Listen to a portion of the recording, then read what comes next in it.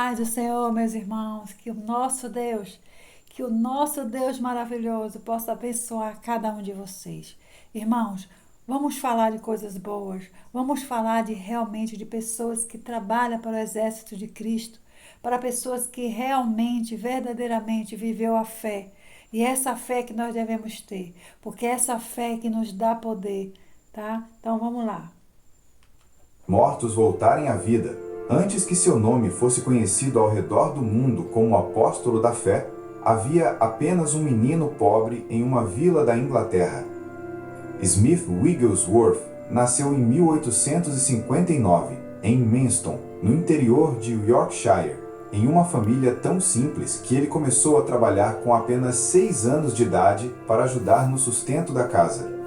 Ele era apenas uma criança em meio à fumaça das fábricas, às ferramentas pesadas e à dura realidade do mundo industrial. Mas havia algo diferente naquele garoto. Ele não tinha estudo, não tinha acesso à cultura, não sabia ler nem escrever, mas o céu já havia marcado seu nome. Aos 8 anos, ele ouviu pela primeira vez em uma pequena igreja metodista a mensagem da cruz. O pregador dizia com simplicidade: Jesus morreu por você. Aquela frase, que para muitos era comum, atravessou o coração de Smith como uma espada de fogo. Naquela noite, ele entregou sua vida a Cristo. A fé que nascia ali era bruta, crua, mas totalmente sincera. Ele não compreendia tudo, mas acreditava em tudo que estava escrito na palavra. E o mais extraordinário é que, mesmo sem saber ler, ainda jovem, começou a orar por enfermos e ver pessoas sendo curadas. Smith cresceu em um tempo onde a religião era fria, o pecado era normalizado e a fé verdadeira parecia extinta. Mas ele não foi moldado pelo ambiente ao seu redor. Enquanto a maioria buscava conforto, ele buscava consagração. Enquanto outros buscavam explicações, ele buscava presença. Sua fé não era baseada em livros de teologia, mas em uma comunhão direta com um Deus vivo. Aos 20 anos ele se casaria com Polly, uma mulher cheia do Espírito que seria fundamental em sua formação. Foi ela quem o ensinou a ler, e o único livro que ele escolheu ler durante toda a sua vida foi a Bíblia. Nada mais. Nenhum jornal, nenhuma revista, nenhum outro livro. Apenas a palavra de Deus, e isso todos os dias, repetidamente, até que ela não apenas estivesse em sua mente, mas em seu sangue, em seus ossos, em cada fibra do seu ser. Smith Wigglesworth nunca foi conhecido por ser polido, eloquente ou intelectual, mas havia algo em sua vida que o tornava inconfundível. Ele carregava a presença de Deus. Depois de aprender a ler com sua esposa Polly, Smith tomou uma decisão que moldaria todo o seu ministério. Ele só leria a Bíblia. Nenhum jornal, nenhuma revista, nenhum outro livro. Ele dizia que o mundo já oferecia distração demais e que não valia a pena ocupar a mente com aquilo que não trazia vida. A Bíblia era sua fonte, seu alimento, sua arma e sua bússola. Ela a lia com temor, com fome, com fé. Sua casa era conhecida por um ambiente de reverência. Nenhuma conversa frívola, nenhuma piada carnal, nenhum comentário inútil era tolerado. Era como se sua casa fosse uma extensão do altar de Deus. Conta-se que um dia, um pastor chegou em sua porta com um jornal debaixo do braço, e Smith o recebeu dizendo: "Deixe essa coisa do diabo lá fora. Aqui só entra a verdade." Essa dedicação à palavra não era teórica, era viva.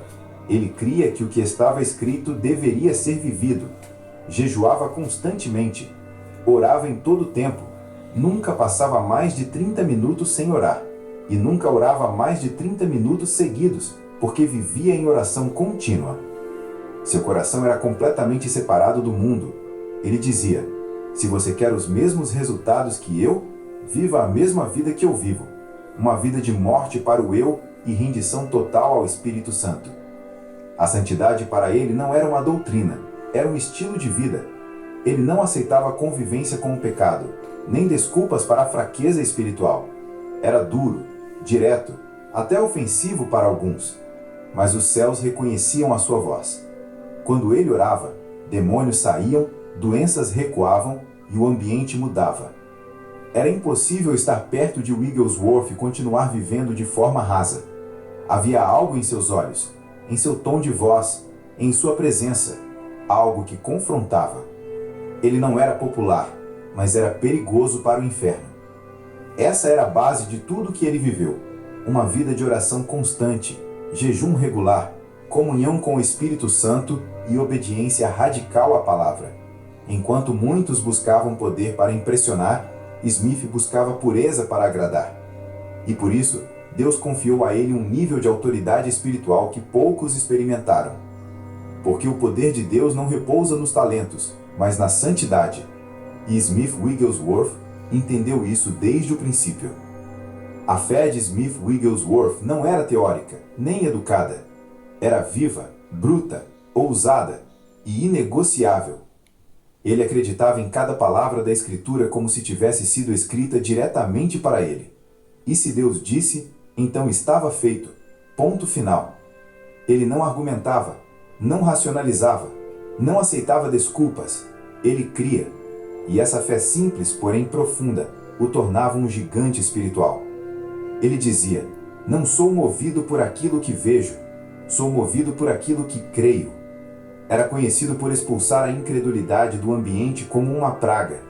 Se alguém dissesse, talvez Deus não queira curar, ele cortava na hora. Sua personalidade era direta, às vezes até rude. Ele não perdia tempo com conversas mornas ou religiosidade fingida. Quando entrava em um lugar, trazia o céu com ele, ou expunha o inferno que estava ali. Era amado por uns, criticado por muitos, temido por outros, mas era respeitado. Sua vida de oração não era de rituais, era respiração. Ele dizia: nunca passo mais de 30 minutos sem orar. E também dizia: nunca oro mais de 30 minutos. Não por limitação, mas porque sua vida era uma oração contínua. A qualquer momento, em qualquer lugar, ele estava em comunhão com Deus. Ele orava andando, orava sentado, orava pregando, orava em silêncio, orava com gemidos, orava em línguas, orava com lágrimas, orava com autoridade. Sua fé vinha do lugar secreto, mas se manifestava em público com poder. Era comum ele expulsar doenças com comandos secos e diretos. Em nome de Jesus, saia! E tumores desapareciam. Pessoas o viam colocar o punho no estômago de um doente e dizer: não estou batendo em você, estou batendo no diabo. A fé dele não pedia licença, ela tomava o que a cruz conquistou. Smith acreditava que o Espírito Santo não habitava em um coração dividido. Por isso ele purificava sua mente, seus lábios, suas atitudes e mantinha a consciência limpa diante de Deus. Seu altar era constante, seu coração era sensível e sua fé era inflamável. Ele sabia que Deus usava vasos quebrados, mas não vasos sujos. Por isso, vivia em autoavaliação, confissão e humilhação diante do Senhor. E quanto mais se esvaziava, mais Deus o enchia. A fé de Smith Wigglesworth não era natural, era sobrenatural. Não vinha do esforço humano, mas da intimidade com o Espírito Santo. Por isso, quando ele orava, o céu respondia, porque ele não falava de Deus, ele falava com Deus. E isso faz toda a diferença. Smith Wigglesworth não se via a enfermidade como algo natural. Para ele, a doença era uma afronta ao sacrifício de Cristo. Não era simplesmente um problema médico, era um inimigo espiritual, e ele o tratava como tal. Quando ele orava por um doente, ele não murmurava pedidos suaves, ele ordenava, com voz firme, com autoridade, como quem sabe que carrega o poder de Deus dentro de si. Não era emoção, era convicção. Ele acreditava que Jesus não apenas podia curar, mas que queria curar. E mais do que isso, já havia provido cura através da cruz. Sua teologia era simples e profunda. Se está na palavra, é meu. Se Jesus levou sobre si nossas dores, então elas não têm mais direito de permanecer. Era comum ele agir de forma que escandalizava os religiosos. Um dia, um homem veio com um tumor no estômago. Smith não hesitou, deu um soco seco na barriga dele e disse: em nome de Jesus, saia! O homem caiu. Alguns gritaram: "Você o matou!" Mas segundos depois, ele se levantou curado. O tumor havia desaparecido. Smith não era agressivo por temperamento, era violento com as trevas. Ele dizia: "Nunca tenha pena do diabo. A doença não é seu amigo. Trate-a como inimiga e ela fugirá." Em outra ocasião, uma mulher com câncer terminal foi trazida em uma macara. Ele orou, expulsou a enfermidade e ela começou a se levantar aos poucos diante de uma multidão que chorava e glorificava a Deus. Hospitais começaram a chamá-lo, casas eram transformadas em salas de cura. O nome de Jesus era exaltado e não havia show nem manipulação, apenas fé. Mas ele sempre deixava claro: "Não sou eu, é Cristo em mim. O mesmo Cristo que habita em você se você crer."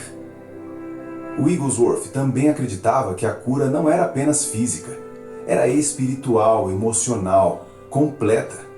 Por isso, muitas vezes orava pelas pessoas e, junto com a cura, elas eram libertas de opressões demoníacas, batizadas com o Espírito Santo e restauradas em sua fé.